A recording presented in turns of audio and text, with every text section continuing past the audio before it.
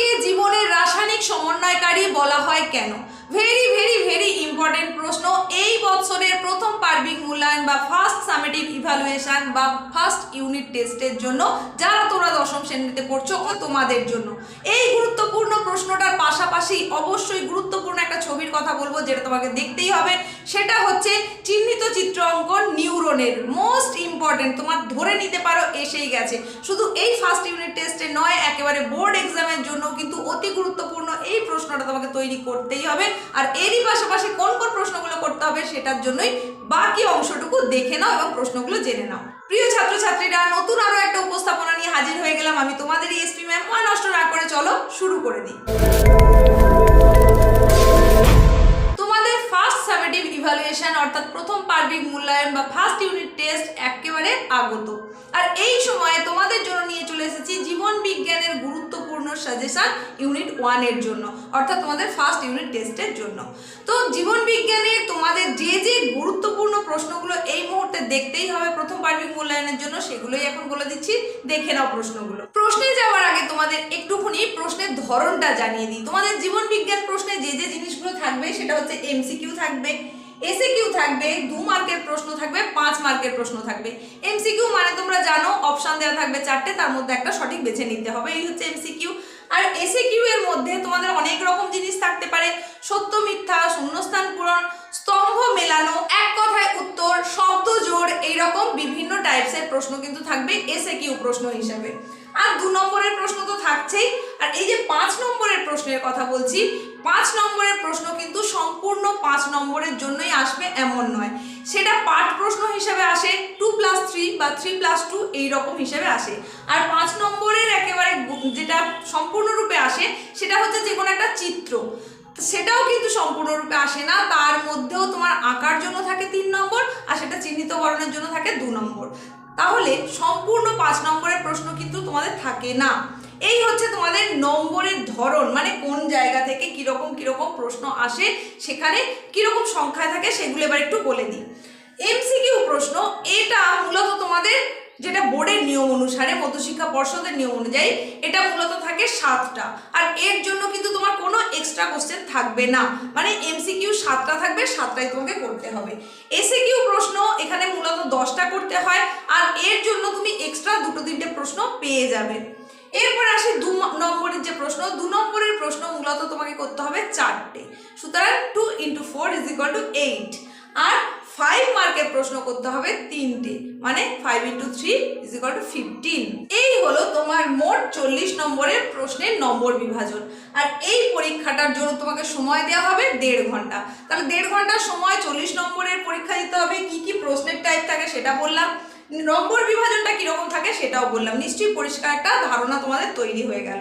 এরপরে আসবো কোন কোন অধ্যায়ের ওপরে তোমাদের এই ফার্স্ট সামেটিভটা হবে। তোমরা হয়তো তোমাদের সিলেবাসটা জেনে গেছো, তারপরেও আমি তোমাদের একটু বলে দিই। তোমাদের ফার্স্ট ইউনিটের জন্য যে এটা রয়েছে, সিলেবাসটা রয়েছে, সেটা হচ্ছে জীব জগতের নিয়ন্ত্রণ ও সমন্বয়, এই অধ্যায়টা রয়েছে। আরেকটা অধ্যায় রয়েছে জীবনের প্রবাহমানতা। তবে এই প্রবাহমানতা যে অধ্যায়টা রয়েছে এটা সমস্তটা নয়, সেখানে মূলত রয়েছে কোষ বিভাজন আর কোষ চক্র। এই দুটো অংশ থেকে তোমাদের ফার্স্ট সামেটিভের প্রশ্ন আসবে। এবার এই যে দুটো অংশের কথা বললাম, তার মধ্যে বেশি মার্কের প্রশ্ন আসবে এই অংশটা থেকে। এখান থেকেই তোমাদের 26 মার্কের প্রশ্ন আসবে। আর এই অংশটা থেকে, এই অধ্যায় থেকে প্রশ্ন আসবে 14 মার্কসের। এই হয়ে গেল 40। তাহলে 26 যেখানে থাকছে, মানে এই যে প্রথম অধ্যায়টা, এখানে কিন্তু তোমার 5 নম্বরের প্রশ্ন থাকবে 2টো, আর এখান থেকে তোমার 5 নম্বরের প্রশ্ন থাকবে 1টা। এই জায়গায় তোমাদেরকে একটু ফাঁকিবাজি বুদ্ধি দিই। যাদের যাদের টোটাল সিলেবাস কমপ্লিট হয়ে গেছে, খুব ভালো করে হয়ে গেছে, যাদের মনে হচ্ছে শুধু প্রশ্নপত্র পাওয়ার অপেক্ষায়, তাদের জন্য বলবো ভালো করেই 2টো অধ্যায়কে রিভিশন করে যাও, তাহলেই কিন্তু ভালো নম্বর পেয়ে যাবে। আর যাদের মনে হচ্ছে পরীক্ষা তো এসেই গেল, কিছুই তো এখনো তৈরি হলো না, তাহলে কি করব, তাদের জন্য বলবো যদি এখনো তোমার ঠিক যথাযথ প্রিপারেশন না হয়ে থাকে, হাতে যেহেতু আর একদম সময় নেই, তাই বলবো অবশ্যই এই প্রথম অধ্যায়টার ওপরে জোর দাও, কারণ এখান থেকে বেশি মার্কের প্রশ্ন আসবে। সব ধরনের প্রশ্ন তোমার এখান থেকে থাকছে, সেখানে এমসিকিউ, এসএকিউ, 2 মার্ক, 5 মার্ক মানে সব ধরনের প্রশ্ন যেহেতু তুমি এখান থেকে পাচ্ছ, তাই অবশ্যই এই অধ্যায়টার ওপরে জোর দাও বেশি করে, যদি তোমার এখনো সমস্ত সিলেবাস কমপ্লিট না হয়ে থাকে। আর যাদের কমপ্লিট হয়ে গেছে তারা অবশ্যই পুরো সিলেবাসের অংশগুলোই কিন্তু ভালো করে দেখে নেবে। এখন তাহলে জেনে নাও যে কোন কোন প্রশ্ন তোমাকে দেখতে হবে। দেখো, তোমাদের প্রথমেই যে অংশটা রয়েছে সেটা হচ্ছে মানে প্রথম অধ্যায়টা জীবজগতের যে নিয়ন্ত্রণ ও সমন্বয়, এখানে প্রথম যে প্রশ্নটা রয়েছে সেটা হচ্ছে চলন। চলন থেকে অতি গুরুত্বপূর্ণ প্রশ্ন হিসেবে যেটা তোমাকে দেখতেই হবে সেটা হচ্ছে তিনটে চলনের পার্থক্য। সেটা কি? ট্রপিক, ন্যাস্টিক আর ট্যাকটিক চলনের পার্থক্য। Very very very important. তোমার যদি কোনো প্রশ্ন তৈরি না হয়ে থাকে অবশ্যই এটা তৈরি করে নাও। আর যাদের স্কুলের প্রশ্ন একটু মডারেট টাইপের হয় তাদের জন্য বলবো অবশ্যই প্রশ্নটা একেবারে আরও একটু গুরুত্বপূর্ণ, যেটা সেটা হচ্ছে ফটোট্রপিক ও ফটোন্যাস্টিক চলনের পার্থক্য। ভীষণ গুরুত্বপূর্ণ, অবশ্যই দেখে রাখবে। এরপরে আমরা চলে যাব দ্বিতীয় গুরুত্বপূর্ণ যে প্রশ্ন, একদম হাতে গোনা মাত্র তিনটে প্রশ্নের কথা এই অধ্যায় থেকে বলছি, একটা প্রশ্নের কথা বলেই দিলাম।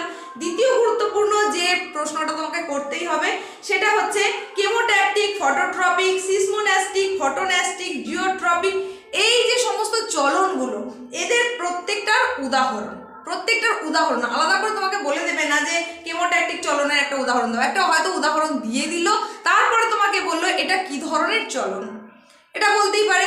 সুতরাং অবশ্যই ভালো করে তোমাকে দেখতে হবে এবং সেই চলনের উদাহরণগুলো একটু ভালো করে দেখে নিতে হবে। এই প্রশ্নটা কিন্তু থাকছেই, একটা না একটা প্রশ্ন এই পোর্শন থেকে থাকবেই, সুতরাং এই অংশটা ভালো করে দেখে নেবে। আর তার সঙ্গে দেখবে প্রকরণ চলন কি, প্রকরণ চলন হওয়ার কারণ কি, ভীষণ ভীষণ ভীষণ গুরুত্বপূর্ণ। ব্যাস, চলন পোর্শন থেকে মাত্র তিনটে প্রশ্ন, অতি গুরুত্বপূর্ণ বলে দিলাম, অবশ্যই এগুলো তৈরি করে নেবে। এরপরে তোমাদের চলে যাব হরমোন পোর্শনে। উদ্ভিদ হরমোন থেকে কোন কোন প্রশ্নগুলো করতে হবে এখন সেগুলোই দেখে নাও। উদ্ভিদ হরমোনের গুরুত্বপূর্ণ প্রশ্নগুলো বলার আগে বলি, চ্যানেলে যদি তুমি প্রথম এসে থাকো তাহলে তোমার কাছে একটাই অনুরোধ, অবশ্যই এখনই চ্যানেলটাকে সাবস্ক্রাইব করে নোটিফিকেশন বেল আইকনটাকে অল করে দাও এইরকম গুরুত্বপূর্ণ সাজেশন এবং ক্লাস ভিডিও পাওয়ার জন্য। চলো এখন দেখে নাও পরের গুরুত্বপূর্ণ প্রশ্ন। তাহলে উদ্ভিদ হরমোন থেকে অবশ্যই যে প্রশ্নটা করতেই হবে সেটা হচ্ছে ট্রপিক চলন নিয়ন্ত্রণে অক্সিন হরমোনের ভূমিকা। ভেরি ভেরি ইম্পর্টেন্ট প্রশ্ন, দেখতেই হবে, তৈরি করে নিতেই হবে যদি এখনো না তৈরি হয়ে থাকে। তারই সঙ্গে সঙ্গে অবশ্যই আরও একটা দেখে রাখবে, সেটা হচ্ছে সুপ্তাবস্থা ভাঙনের ক্ষেত্রে জিববেরেলিন হরমোনের ভূমিকা বর্ণনা করো। এটাও কিন্তু মোস্ট ইম্পর্টেন্ট একটা প্রশ্ন, তাই অবশ্যই দেখতে হবে। আর কতগুলো হরমোনের উৎস এবং কাজ দেখে রাখবে, সবগুলো একসাথে আসবে না, যে কোনো একটার তোমাকে বলতে পারে, যেমন হচ্ছে অক্সিন বলতে পারে, সাইটোকাইনিন বলতে পারে, জিববেরিলিন বলতে পারে, এইগুলোর উৎস আর কাজগুলো একটু দেখে রাখবে। তারই সঙ্গে সঙ্গে অবশ্যই তোমাকে দেখতেই হবে, যেটা মোস্ট ইম্পর্টেন্ট প্রশ্ন, ভিডিও শুরুতেই তোমাদের বলেছি, সেটা হচ্ছে হরমোনকে জীবনের রাসায়নিক সমন্বয়কারী বলা হয় কেন। ভীষণ গুরুত্বপূর্ণ প্রশ্ন, অধিকাংশ স্কুলে এসে থাকে, বিভিন্ন স্কুলের প্রশ্নে কিন্তু এটা সেট থাকে, তার কারণ টিচাররা কিন্তু এই প্রশ্নটাকে খুব বেশি প্রেফার করেন, সুতরাং এই প্রশ্নটা অবশ্যই তৈরি করে নেবে। এখন আমি তোমাদেরকে যে প্রশ্নগুলোর কথা বলছি সেগুলো মূলত 2 মার্ক এবং 3 মার্কের জন্য গুরুত্বপূর্ণ। আর এমসিকিউ এসএকিউ এর যে সাজেশন সেটা তো আমি দিতে পারবো না, কারণ এমসিকিউ এসএকিউ যে কোনো জায়গা থেকে হওয়া সম্ভব, তাই তার জন্য কিন্তু কোনো সাজেশন করা যায় না। তো এর জন্য তোমরা কি করবে সেটা ভিডিও শেষের দিকে বলে দেব, অবশ্যই মনোযোগ সহকারে দেখে নাও, তাহলেই বুঝে যাবে। এখন দেখে নাও বাকি প্রশ্ন। আরো কয়েকটার উদাহরণ তোমরা একটু দেখে নেবে, যেমন প্রকল্পিত হরমোন, গ্যাসীয় হরমোন, নাইট্রোজেন যুক্ত হরমোন, নাইট্রোজেন বিহীন হরমোন, এগুলোর উদাহরণগুলো কিন্তু দেখবে ছোট প্রশ্নের জন্য। বেশিরভাগ স্কুলে আরো একটা প্রশ্ন যেটা এসে থাকে সেটা হচ্ছে কৃত্রিম হরমোন সংক্রান্ত, মানে কোনো স্কুলে দিয়ে থাকে আগাছা নিয়ন্ত্রণে কৃত্রিম হরমোনের ভূমিকা বর্ণনা করো, কোনো আবার স্কুলে দেওয়া থাকে কৃষি ক্ষেত্রে কৃত্রিম হরমোনের ভূমিকা উল্লেখ করো। মোস্ট ইম্পর্টেন্ট এই দুটো প্রশ্নই কিন্তু অবশ্যই দেখে রাখবে। তোমাদেরকে আমি যে সিলেবাসের অংশগুলোর কথা বললাম, এটা বা নম্বর বিভাজন যেটা বললাম, সবটাই কিন্তু মধ্যশিক্ষা পর্ষদের মানে বোর্ড অনুসারে সবটাই বললাম। আর তোমরা জানো যে তোমাদের ফার্স্ট সামেটিভ এবং সেকেন্ড সামেটিভের প্রশ্ন কিন্তু স্কুল থেকে করা হবে, সুতরাং এটাই যে সবসময় ফলো করা হবে এমন নয়। যদি তোমার স্কুল এটাই ফলো করে থাকে তাহলে কিন্তু এর বাইরে কোনো প্রশ্ন আসবে না, যেই প্রশ্নগুলোর কথা এখন বলছি। আর যদি তোমাদের সিলেবাস কিছুটা হলেও অন্যরকম হয়ে থাকে তাহলে অবশ্যই বলবো তোমার স্কুল টিচার তিনি যে সাজেশনটার উপরে জোর দিয়েছেন, ক্লাসে পড়ানোর সময় যে প্রশ্নের উপরে বেশি করে গুরুত্ব দিয়েছেন, সেই প্রশ্নগুলো কিন্তু অবশ্যই তোমাকে দেখতে হবে। আমি এখানে তোমাকে সাজেশনের কথা বলছি ঠিকই, গুরুত্বপূর্ণ প্রশ্নের কথা বলছি ঠিকই, কিন্তু তোমার স্কুল থেকেই যেহেতু প্রশ্ন প্রশ্নটা হবে, তাই স্কুল টিচার যে প্রশ্নগুলোর কথা বলেছেন সেখান থেকেই কিন্তু তোমার পরীক্ষায় আসার সম্ভাবনা অতিমাত্রায় বেশি। তাই অবশ্যই সেই প্রশ্নগুলো পড়বে, তার সঙ্গে সঙ্গে এগুলো দেখে রাখবে। এখন দেখে নাও পরবর্তী মোস্ট ইম্পর্টেন্ট আরেকটা প্রশ্ন, অগ্রস্ত প্রকটতা নিয়ন্ত্রণে হরমোনের ভূমিকা। ভীষণ ভীষণ ভীষণ ভীষণ গুরুত্বপূর্ণ। তোমার এইবারের যে ইউনিট টেস্টের জন্য শুধু নয়, বোর্ড এক্সামের জন্য কিন্তু ভীষণ গুরুত্বপূর্ণ, তাই এই প্রশ্নটাও দেখে রাখতে হবে। এই পোর্শনের একটা 2 নম্বরের গুরুত্বপূর্ণ প্রশ্ন হচ্ছে পার্থেনোকার্পি কি, এটাও কিন্তু অবশ্যই দেখে রাখবে। এই হয়ে গেল আমাদের উদ্ভিদ হরমোনের প্রশ্ন। চলে যাব পরবর্তী পোর্শন অর্থাৎ প্রাণী hormone.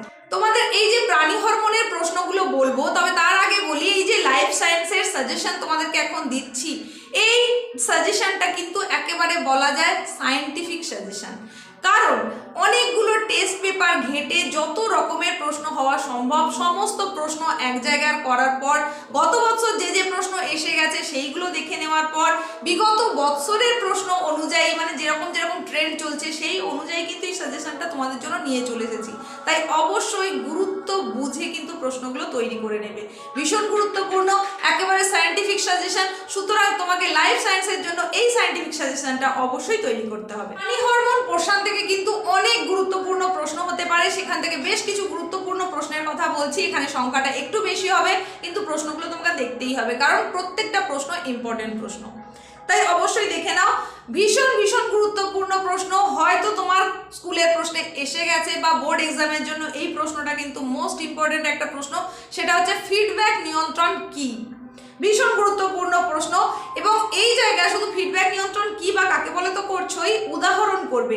Negative feedback, positive feedback, এদের উদাহরণ কিন্তু অবশ্যই করবে। মানে নেগেটিভ ফিডব্যাক নিয়ন্ত্রণের উদাহরণ আর পজিটিভ ফিডব্যাক নিয়ন্ত্রণের উদাহরণ অবশ্যই করবে। ভীষণ গুরুত্বপূর্ণ। সেকেন্ড গুরুত্বপূর্ণ যেই প্রশ্নটার কথা বলবো সেটা হচ্ছে কোন হরমোনকে আপদকালীন হরমোন বলা হয় এবং কেন। তোমরা জানো অ্যাড্রিনালিন হরমোনকে আপদকালীন হরমোন বলা হয়, কেন সেটার ব্যাখ্যাটাও কিন্তু অবশ্যই পড়ে নেবে, কারণ প্রশ্নটা ভীষণ ইম্পর্টেন্ট। এরপরে তোমাদের কতগুলো পার্থক্যের কথা বলবো, অবশ্যই সেই পার্থক্যগুলো দেখে রাখবে। তার আগে বলি কতগুলো পোর্শন যার পুরো নাম একটু দেখে রাখবে। অনেক সময় কিন্তু ছোট প্রশ্ন হিসাবে পুরো নাম মানে সম্পূর্ণ কথাটা কি সেটা এসে থাকে। যেমন তোমরা করবে এসিটিএইচ, জিটিএইচ, এসটিএইচ, এডিএইচ, এইগুলোর হচ্ছে সম্পূর্ণ নাম কি সেটা একটু অবশ্যই দেখে রাখবে। আর পার্থক্যের কথা যেটা বলছিলাম, পার্থক্য হিসেবে অবশ্যই অবশ্যই দেখতে হবে, সেটা হচ্ছে অন্তরক্ষরা গ্রন্থি এবং বহিঃক্ষরা গ্রন্থির পার্থক্য। তারই সঙ্গে অবশ্যই দেখবে উদ্ভিদ হরমোন এবং প্রাণী হরমোনের পার্থক্য। এই দুটো যে পার্থক্যের কথা বললাম মোস্ট ইম্পর্টেন্ট, তাই অবশ্যই দেখবে। আর পার্থক্য লেখার সময় 3টে কলাম করার চেষ্টা করবে। একটা কলামে পার্থক্যের বিষয় আর বাকি দুটোতে পার্থক্যের বিষয়বস্তু কিসের কিসের বলেছে সেই দুটো জিনিসের উপরে পার্থক্যটা করার চেষ্টা করবে। তাহলে শুধুমাত্র বিষয়টুকু যদি তুমি মনে রাখো, পার্থক্যটা ইজিলি করে আসতে পারবে খুব সহজেই। তারপরের প্রশ্নটা গুরুত্বপূর্ণ প্রশ্ন, যেটা করতেই হবে সেটা জেনে নাও। গ্লুকাগনকে ইনসুলিনের বিপরীতধর্মী হরমোন বলা হয় কেন। মোস্ট ইম্পর্টেন্ট অবশ্যই দেখে রাখবে। খুব ভালো প্রশ্ন, তোমার স্কুলে হয়তো এসে গেছে, তাই অবশ্যই দেখে রাখতে হবে। আর তারই সঙ্গে সঙ্গে দেখে রাখবে মানব দেহে জনন গ্রন্থি থেকে হরমোন ক্ষরণে জিটিএইচ এর ভূমিকা। ব্যাস, এই প্রশ্নগুলো তোমরা প্রাণী হরমোন থেকে তৈরি করে রাখো। আর যেটা একটু দেখে রাখবে সেটা হচ্ছে বিভিন্ন রকম হরমোনের কাজ, সেটা অবশ্যই দেখে রাখবে। তার সঙ্গে সঙ্গে অবশ্যই দেখবে কিছু কিছু হরমোনের অভাবে যে রোগ হয় সেই রোগগুলো কি কি। যেমন এই যে তোমাদেরকে বলছি হরমোনের কাজ হিসেবে তোমরা কি কি দেখে রাখবে, যেমন oestrogen, testosterone, progesterone, adrenaline, glucagon, thyroxine, insulin, এই সমস্ত যে হরমোনগুলো রয়েছে এদের কি কাজ সেটা একটু দেখে রাখবে। প্রত্যেকটার একটা একটা করে কাজ দেখে রাখবে। আর তারই সঙ্গে সঙ্গে অভাবজনিত রোগ, মানে সেখানে কি রকম প্রশ্ন আসতে পারে, প্রশ্নটা হয়তো এরকম হতে পারে যে ইনসুলিন হরমোনের অভাবে কি রোগ হয়, এডিএইচ এর অভাবে কি রোগ হয়, এরকম বলতে পারে, বা এসটিএইচ এর অভাবে কি রোগ হয়, এই ধরনের প্রশ্ন কিন্তু থাকতে পারে। তাই অবশ্যই হরমোনের কাজ আর তার অভাবজনিত রোগ এটা একটু দেখে রাখবে প্রাণী হরমোন পোর্শন থেকে। চলে যাব নেক্সট পোর্শন অর্থাৎ স্নায়ুতন্ত্র। স্নায়ুকোষ, স্নায়ুতন্তু, স্নায়ুর আন্তঃসম্পর্ক। সম্পর্ক। এই ফার্স্ট সামেটিভে আসতেই পারে প্রশ্নটা, ভীষণ ইম্পর্টেন্ট প্রশ্ন, তাই অবশ্যই দেখে যেতে হবে। তাই তোমার স্কুলের পরীক্ষার জন্য এটা একটু চোখ বুলিয়ে নিও। আর একটা গুরুত্বপূর্ণ প্রশ্ন থাকবেই একদম, তোমাকে এটা কোনো না কোনো জায়গায় সেটা থাকে, শূন্যস্থান পূরণে থাকে অনেক সময়, ম্যাচিংয়ে মানে স্তম্ভ মেলানোতে অনেক সময় থেকে থাকে। সেটা হচ্ছে কি না, প্রত্যেক প্রকার স্নায়ুর উদাহরণ। বিভিন্ন প্রকার যে স্নায়ু রয়েছে তার উদাহরণগুলো, মানে একটা তো তোমাকে একদিকের কলামে বিভিন্ন প্রকার স্নায়ুর নাম দিয়ে দিল, এদিকে উদাহরণ কয়েকটা দিয়ে দিল, সেখানে ম্যাচ করা। তাই এটা যদি তুমি না জেনে রাখো তাহলে সেই ম্যাচিংটা কিন্তু করতে পারবে না। তাই ভীষণ ইম্পর্টেন্ট, এটা তোমাকে দেখতেই হচ্ছে। তারই সঙ্গে সঙ্গে করবে সংখ্যা। সেটা কিসের সংখ্যা? করটির সংখ্যা, সুষুম্না স্নায়ুর সংখ্যা, ভীষণ ইম্পর্টেন্ট। তারপরে হচ্ছে স্নায়ুর সংখ্যা, এইগুলো কিন্তু তোমাকে দেখতেই হবে। আর দুটো পার্থক্য এখানে তোমাদের বলবো খুব ভালো করে, যেটা দেখতেই হচ্ছে সেটা হচ্ছে হরমোন এবং স্নায়ুতন্ত্রের মধ্যে পার্থক্য, আর একটা হচ্ছে অ্যাকশন এবং ডেনড্রনের পার্থক্য। আর এই স্নায়ুতন্ত্র থেকে যেটা তোমাকে দেখতে হবে সেটা হচ্ছে স্নায়বিক নিয়ন্ত্রণের পথ, যেটা মূলত লেখচিত্রের মাধ্যমে বা রেখচিত্রের মাধ্যমে তোমাদেরকে অনেক সময় করা হয়। যেমন হয়তো একটা উদাহরণ দিয়ে দিল যে তোমার গরম বস্তুতে হাত পড়ে গেল, তুমি তাহলে তখন কিভাবে হাত উঠিয়ে নেবে সেটাকে দেখাও, সেই প্রশ্ন আসতে পারে। বা বলতে পারে দরজায় বেল বেজে উঠলো, তুমি কিভাবে দরজা খুলবে সেটা চিত্র এঁকে তুমি দেখাও লেখচিত্রের মাধ্যমে। তো এই ধরনের প্রশ্নও কিন্তু আসতে পারে, তো সেটা তো তোমাকে দেখতেই হচ্ছে। তার সঙ্গে সঙ্গে এখানে 2 নম্বরের প্রশ্ন হিসাবে অবশ্যই দেখবে সাইন্যাপস কাকে বলে, দেখবে। তার সঙ্গে সঙ্গে দেখবে নিউরো ট্রান্সমিটার কি, মানে উদাহরণ সহযোগে উদাহরণটা অবশ্যই দেখবে। এই ধরনের প্রশ্নগুলো কিন্তু এখান থেকে খুব খুব গুরুত্বপূর্ণ। আর একটা ইম্পর্টেন্ট জিনিস যেটা দেখতেই হবে, এবং এই বছরের ফার্স্ট সামেটিভ, তার সঙ্গে সঙ্গে তোমার টেস্ট পরীক্ষা, তারই সঙ্গে বোর্ড এক্সামের জন্য অতি গুরুত্বপূর্ণ, সেটা হচ্ছে নিউরনের চিহ্নিত চিত্র অঙ্কন করো। নিউরনের ছবিতে চিহ্নিতকরণের জন্য যেগুলো প্র্যাকটিস করবে সেগুলো একটু জেনে নাও, ভালো করে বলে দিচ্ছি। অবশ্যই দেখবে axon, mitochondria, Golgi body, neurofibril, Schwann কোষ, ডেনড্রন, কোষ দেহ, নিজল দানা, নিউক্লিয়াস, নিউরোলোম, মায়োলিন, রানভিয়ারের পর্ব, তারই সঙ্গে সঙ্গে দেখবে নগ্ন স্নায়ুপ্রান্ত। এইগুলো কিন্তু পয়েন্টিং এর জন্য খুব ভালো করে অবশ্যই দেখে নেবে, তোমার স্কুলে যাই দিক না কেন এর মধ্যে থেকেই অবশ্যই থাকবে। এরপরে চলে আসবো মস্তিষ্ক পোর্শন, সেখান থেকে কোন কোন প্রশ্ন করবে দেখে নাও। অবশ্যই যেটা করতে হবে সেটা হচ্ছে মস্তিষ্কের আবরণকে কি বলে, ভীষণ গুরুত্বপূর্ণ, এটা দেখে রাখবে। তারই সঙ্গে সঙ্গে দেখবে মস্তিষ্কের যে বিভিন্ন স্তর রয়েছে, মানে ভেতর থেকে বাইরের দিকে যে স্তর, বাইরে থেকে ভেতরের দিকে স্তর, এইগুলো দেখে রাখবে। মেনিনজেস কি অবশ্যই দেখতে হবে, 2 নম্বরের প্রশ্ন। পার্থক্য একটা দেখবে, গুরু মস্তিষ্ক এবং লঘু মস্তিষ্কের মধ্যে পার্থক্য আর এদের কাজ কি, কাজ গুরু মস্তিষ্কের কি কাজ, লঘু মস্তিষ্কের কি কাজ, মানে তুমি যদি এখান থেকে পার্থক্যটা করো তাহলে সেখান থেকে কাজটা অনায়াসে লিখে ফেলতে পারার কথা। তারই সঙ্গে সঙ্গে অবশ্যই দেখে রাখবে থ্যালামাস, হাইপোথ্যালামাস, সুষুম্না শীর্ষের কাজ। ব্যাস, এই হয়ে গেল মস্তিষ্ক পোর্শনের গুটি কয়েক কোশ্চেন, যেগুলো তোমাদের জানিয়ে দিলাম। চলে আসবো পরের অংশ, অর্থাৎ প্রতিবর্ত ক্রিয়া। প্রতিবর্ত ক্রিয়ার এখান থেকে গুরুত্বপূর্ণ প্রশ্নগুলো বলার আগে বলি, আজকের উপস্থাপনা যদি তোমার ভালো লাগে লাইক করে দাও, বন্ধুদের মধ্যে প্রচুর পরিমাণে শেয়ার করে দাও, কমেন্টে জানাও যদি তোমার কিছু জানানোর থাকে, উপস্থাপনা কেমন লেগেছে সে বিষয়েও তুমি জানাতে পারো। চলো এখন জেনে নাও প্রতিবর্ত ক্রিয়া, এখান থেকে কোন কোন প্রশ্ন করবে। ভেরি ভেরি ইম্পর্টেন্ট হিসেবে যে প্রশ্নটা দেখতেই হবে সেটা হচ্ছে প্রতিবর্ত ক্রিয়ার ছবি। এই প্রশ্নটাও কিন্তু তোমার আসতে চলেছে, বোর্ড এক্সাম, টেস্ট, তোমার ফার্স্ট সামেটিভ পরীক্ষা, সবের কথা মাথায় রেখে অবশ্যই এইটা তোমাকে করতেই হচ্ছে, প্রতিবর্ত ক্রিয়ার চাপের ছবি, ভীষণ গুরুত্বপূর্ণ। তার সঙ্গে সঙ্গে যেটা দেখবে প্রশ্ন হিসাবে সেটা হচ্ছে প্রাত্যহিক জীবনে প্রতিবর্ত ক্রিয়ার গুরুত্ব কি, ভীষণ ইম্পর্টেন্ট। মানে 3 স্টার 4 স্টার 5 স্টার যত খুশি স্টার দিয়ে রাখো, এটা কিন্তু তোমার আসছেই ধরে নিতে পারো। তারই সঙ্গে সঙ্গে দেখবে প্রতিবর্ত ক্রিয়া প্রবাহের যে পথ সেটা দেখে রাখবে। তার সঙ্গে দেখবে প্রত্যেক প্রকার প্রতিবর্ত ক্রিয়ার উদাহরণ হিসাবে যেগুলো যেগুলো তোমাকে দেখতেই হবে সেটা হচ্ছে, যেমন মানে প্রতিবর্ত ক্রিয়া কি হচ্ছে 2 ধরনের, একটা হচ্ছে সহজাত প্রতিবর্ত ক্রিয়া আর একটা অর্জিত প্রতিবর্ত ক্রিয়া। তো প্রত্যেকটার উদাহরণ কিন্তু তুমি অবশ্যই দেখে রাখবে। প্রশ্নটা এইভাবে কিন্তু আসবে না যে প্রতিবর্ত ক্রিয়ার উদাহরণ দাও, এরকম নয়, একটা উদাহরণ দিয়ে দেবে, দিয়ে বলবে এটা কোন ধরনের প্রতিবর্ত ক্রিয়া, সহজাত নাকি অর্জিত, এই রকম ভাবে ঘুরিয়ে কিন্তু প্রশ্নটা আসবে। তাই অবশ্যই উদাহরণগুলো ভালো করে দেখে নেবে। ব্যাস, প্রতিবর্ত ক্রিয়া থেকে এই প্রশ্নগুলোই শুধু দেখে নাও। চলে আসবে পরের পোর্শন, চোখ। চোখের গুরুত্বপূর্ণ প্রশ্ন যেটা তোমাকে দেখতেই হচ্ছে সেটা হচ্ছে উপযোজন কি, চোখের উপযোজন কি, ভীষণ ভীষণ গুরুত্বপূর্ণ, একদম তোমার ফাইনাল এক্সামকে মাথায় রেখে আমি বলছি। প্রাত্যহিক জীবনে উপযোজনের গুরুত্ব অবশ্যই দেখতে হবে। তোমার সামনে এবং দূরে উপযোজনের কি ভূমিকা, এটাও কিন্তু প্রশ্ন আসতে পারে। বা তোমাকে বলতে পারে তুমি একজন ড্রাইভার, তুমি গাড়ি চালাবে, সেক্ষেত্রে তোমার উপযোজন কিরকম ভূমিকা পালন করবে। আর একটা গুরুত্বপূর্ণ প্রশ্ন যেটা তোমাকে দেখতেই হবে সেটা হচ্ছে ক্রমানুসারে অক্ষিগোলকের বিভিন্ন প্রতিসারক মাধ্যমের কাজ। ভীষণ ভীষণ ভীষণ গুরুত্বপূর্ণ।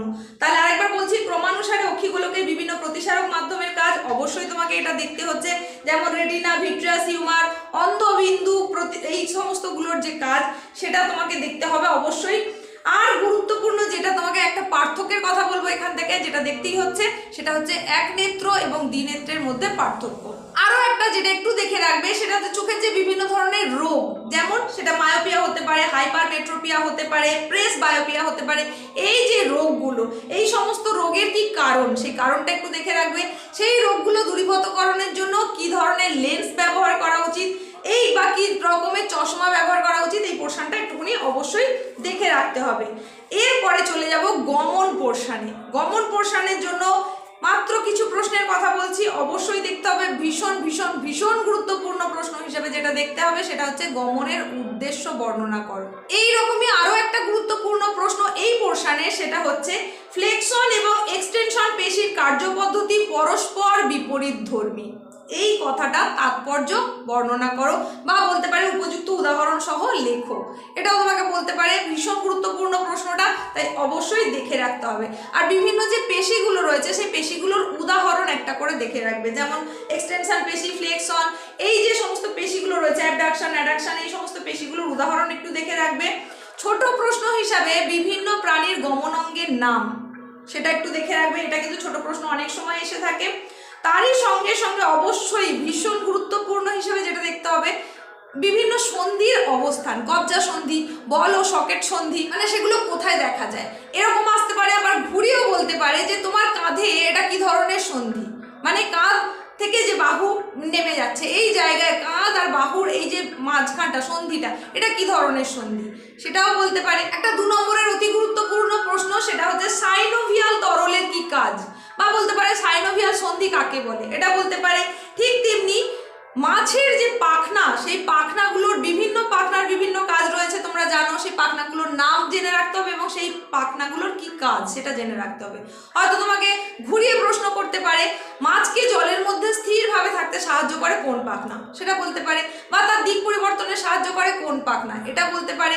তারপরে যেটা এইরকমই গুরুত্বপূর্ণ সেটা হচ্ছে মাছের গমনে মায়াটম পেশির ভূমিকা, সেটা বলতে পারে। প্রশ্নগুলোর কথা তোমাদের বললাম, এই সমস্তটাই কিন্তু তোমাদের প্রথম অধ্যায়, অর্থাৎ জীব জগতের নিয়ন্ত্রণ ও সমন্বয়, এই পোর্শন থেকে গুরুত্বপূর্ণ প্রশ্নগুলো বললাম, যেখান থেকে 26 নম্বরের প্রশ্ন আসতে পারে।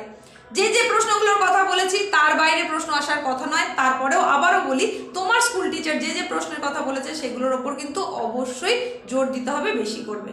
চলে যাব পরবর্তী পোর্শন, অর্থাৎ জীবনের প্রবাহমানতা। সেখানে থাকছে কি কোষ বিভাজন আর কোষ চক্র। এখান থেকেও কিছু মাত্র প্রশ্নের কথাই বলবো, যেখান থেকে 14 নম্বরের প্রশ্ন থাকবে। চলো এখন সেগুলো জেনে নাও। কোষ চক্রের বিভিন্ন দশার বিবরণ দাও। ভীষণ ভীষণ ভীষণ গুরুত্বপূর্ণ এই প্রশ্নটা, অবশ্যই দেখতে হবে। তোমাদের একটা প্রশ্ন যেটা হচ্ছে ক্রোমোজোম, ডিএনএ আর জিনের আন্তঃসম্পর্ক, এই প্রশ্ন তোমার স্কুলের পরীক্ষায় আসতেই পারে। তাই এই প্রশ্নটাও কিন্তু যেহেতু গুরুত্বপূর্ণ প্রশ্ন, তাই এটাও কিন্তু তোমার দেখে যাওয়া উচিত। তারপরে একটা প্রশ্ন, এটা নানানভাবে আসতে পারে, যেমন বলতে পারে মিওসিস কোষ বিভাজন, মাইটোসিসের যে তাৎপর্য সেটা ব্যাখ্যা করো, এটা বলতে পারে। বা বলতে পারে মিওসিস কোষ বিভাজনকে হ্রাস বিভাজন বলা হয় কেন, বা বলতে পারে মাইটোসিস কোষ বিভাজনকে সমবিভাজন বা সদৃশ বিভাজন বলা হয় কেন, এটা ঘুরিয়েও বলতে পারে। ভীষণ গুরুত্বপূর্ণ প্রশ্ন, অবশ্যই দেখে রাখতে হবে। দুটো বৈশিষ্ট্য একটু দুটো করে দেখে রাখবে, সেটা হচ্ছে অ্যানাফেজ দশা এবং প্রোফেজ দশার বৈশিষ্ট্য। ভীষণ গুরুত্বপূর্ণ প্রশ্ন, দেখতেই হবে। তারই সঙ্গে সঙ্গে অবশ্যই দেখবে, মানে বিভিন্ন স্কুলে সাধারণত এসে থাকে, তাহলে সেটা হচ্ছে সেন্ট্রোজোমের অবস্থান অনুসারে ক্রোমোজোমের শ্রেণী বিভাগ। অনেক সময় এসে থাকে, পুরোটা নাও আসতে পারে, যে কোনো এক রকমের বলে দিল, দিয়ে বললো এটা কি ধরনের ক্রোমোজোম, সেটা বলতে পারে। তাই তোমাকে শ্রেণী বিভাগটা আগে জেনে নিতে হবে, তবেই তুমি সেখান থেকে উত্তরটা দিতে পারবে। এই পোর্শন থেকে গুরুত্বপূর্ণ দুটো পার্থক্যের কথা বলবো। ভীষণ ভীষণ ভীষণ গুরুত্বপূর্ণ যে পার্থক্যটা, সেটা হচ্ছে মাইটোসিস এবং মিওসিস বিভাজনের পার্থক্য অবশ্যই দেখতে হবে। আর তারই সঙ্গে সঙ্গে দেখবে ডিএনএ এবং আরএনএ এর পার্থক্য। এই দুটো গুরুত্বপূর্ণ পার্থক্যের মধ্যে একটা আসার সম্ভাবনা কিন্তু অতি প্রবল। তবে এই দুটো ছাড়াও আরো দুটো পার্থক্য একটু দেখে রাখবে, সেটা হচ্ছে ইউক্রোমাটিন ও হেটারোক্রোমাটিনের মধ্যে পার্থক্য, এটা একটু দেখে রাখবে। তারই সঙ্গে সঙ্গে দেখবে অটোজোম এবং সেক্স ক্রোমোজোমের মধ্যে পার্থক্য, বা আবার এখান থেকে অনেক সময় কাকে বলে হিসেবেও দিয়ে দেয়, অটোজোম কি, সেক্স ক্রোমোজোম কাকে বলে, এই ধরনের প্রশ্নও কিন্তু আসে। তো তোমরা এই অংশটা একটু দেখে রাখবে। ভীষণ গুরুত্বপূর্ণ হিসেবে আরও একটা 2 নম্বরের প্রশ্ন যেটা দেখতেই হচ্ছে, সেটা হচ্ছে ক্রসিং ওভার কাকে বলে, বা ক্রসিং ওভারের গুরুত্ব লেখো। এই প্রশ্নটা কিন্তু মানে প্রায় সময় এসে থাকে স্কুলের প্রশ্নে, তাই অবশ্যই দেখতে হবে। এখান থেকে আরেকটা প্রশ্নের কথা বলবো যেটা দেখবে, সেটা হচ্ছে কোষ বিভাজনে বিভিন্ন কোষীয় অঙ্গাণুর নাম লেখো, এটা অবশ্যই দেখবে। তারই সঙ্গে সঙ্গে দেখবে কোষ চক্রের গুরুত্ব কি। আরো একটা ইম্পর্টেন্ট প্রশ্ন যেটা দেখবে, সেটা হচ্ছে ক্রোমোজোমের রাসায়নিক উপাদান একটি সারণীর মাধ্যমে লেখো, এটাও আসতে পারে। তারই সঙ্গে সঙ্গে 2 নম্বরের প্রশ্ন হিসেবে দেখবে জীবদশা কি, এটা দেখবে। আবার কিছু কিছু প্রশ্ন এইরকম আসতে পারে যে কোষ বিভাজনের কোন দশায় নিউক্লিয় পর্দার অবলুপ্তি ঘটে, সেটা বলতে পারে। আবার বলতে পারে কোষ বিভাজনের কোন দশায় ক্রোমোজোম সংখ্যাকে গোনা যায়, বা বলতে পারে কোষ বিভাজনের কোন দশায় নিউক্লিয় পর্দার আবির্ভাব ঘটে। এই ধরনের প্রশ্নও কিন্তু থাকতে পারে। তো এই হলো টোটাল গুরুত্বপূর্ণ প্রশ্নসমূহ, যেগুলো তোমাদের এই দুটো অধ্যায় থেকে আসার সম্ভাবনা যেরকম যেরকম সেই অনুযায়ী তোমাদের বললাম। আবারও বলি, লাইফ সায়েন্সের সাজেশন একেবারে সায়েন্টিফিকভাবেই তোমাদেরকে দেওয়ার চেষ্টা করলাম, অনেক বিচার বিশ্লেষণের মাধ্যমে, তাই প্রশ্নগুলো অবশ্যই দেখতে হবে। আর তোমাদের যাদের যাদের প্রিপারেশন যথাযথ নয়, যথেষ্ট নয়, তাদেরকে বলেছি অবশ্যই প্রথম অধ্যায়টার ওপরে গুরুত্ব আরোপ করো। আর বলবো ছবির ওপরে, ছবিটা আঁকতে প্র্যাকটিস করতে খুব বেশি সময় লাগার কথা নয়। দুটো ছবি অবশ্যই খুব ভালো করে দেখবে, একটা হচ্ছে সরল প্রতিবর্ত চাপের ছবি একটা, আর একটা বললাম নিউরনের ছবি। নিউরনের জন্য কোনগুলো কোনগুলো প্র্যাকটিস করবে চিহ্নিতকরণে, সেটাও তোমাদের বলে দিয়েছি। এই ছবি দুটোর মধ্যে একটা তোমার স্কুলের পরীক্ষায় কিন্তু আসছেই। আর তারই পাশাপাশি যারা একেবারেই কোনো প্রশ্নই ছেড়ে আসতে চাও না, তাদের জন্য বলবো আরও দুটো প্রশ্ন, মানে দুটো ছবি অবশ্যই দেখে রাখবে। সেটা হচ্ছে আদর্শ ক্রোমোজোমের চিত্র, এটা একটু দেখে রাখবে। তারই সঙ্গে দেখবে প্রাণী কোষের মাইটোসিস কোষ বিভাজনের মেটাফেজ দশার চিত্র। এই ছবিগুলো যদি তুমি দেখে যাও, এই যে 4টে ছবির কথা বললাম, এর বাইরে আসবেই না। ছবি তোমাদের একটা থাকবেই, সেখানে 5 নম্বর থাকবে, 3+2 হিসাবে থাকবে, এটা তোমরা জানো। আজকের মতো এখানেই শেষ করছি। নতুন উপস্থাপনার সঙ্গে খুব তাড়াতাড়ি দেখা হচ্ছে।